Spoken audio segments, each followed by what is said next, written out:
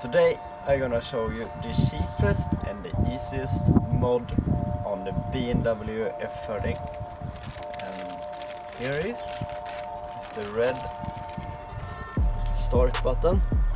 It's extremely easy to install. I'm gonna show how.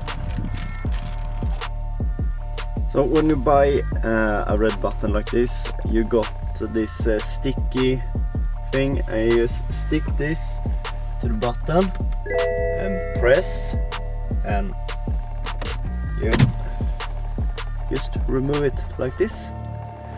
And you see these two pins, that's how you stick this button. So let's get the new one. Make sure you have it on the right side, so you don't got the text upside down.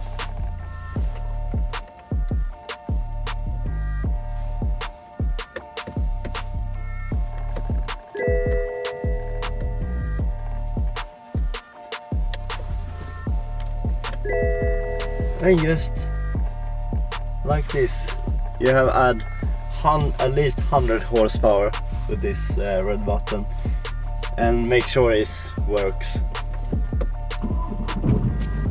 The car starts fine. And that's how easy it is to change the red button. Thanks for watching.